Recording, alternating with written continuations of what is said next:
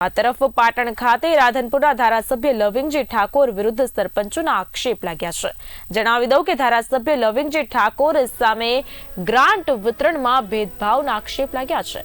મળતી આ સરપંચોને જ ગ્રાન્ટ મળતી હોવાનો દાવો કરાયો છે। તાલુકા સરપંચ એસોસિએશનના પ્રમુખના પતિએ આક્ષેપ લગાવ્યા છે।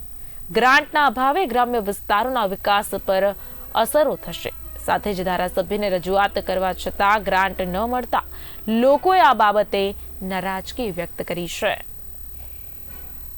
મારું નામ સોલંકી મુકેશભાઈ છે। મારું ગામ બાદરપુરા છે। અત્યારે મારી વાઇફ સરપંચ છે અને રાધનપુર તાલુકા પંચાયતના એસોસિએશન પ્રમુખ છે સરપંચના અત્યારે। અને દરેક સરપંચો અમને રજૂઆત કરે છે કે રાધનપુરના એમએલએ લવિંગજી સાહેબ કોઈ ગ્રાન્ટ આપતા નથી અને ગામડામાં અત્યારે ખાસ વિકાસની જરૂર છે।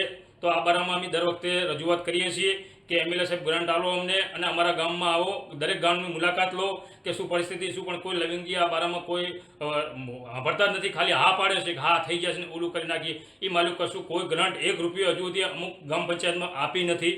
વારંવાર રજૂઆત કરીએ છીએ પણ એમના માણસો અમુક માન્યતા હોય એમને ઢગલો ગ્રાન્ટો આપી દે છે। અમુક ગામમાં ખાસ જરૂર છે, કોઈ રસ્તાની છે, કોઈ પાણીની છે, એ ગામમાં અત્યારે એમને એમ જ છે।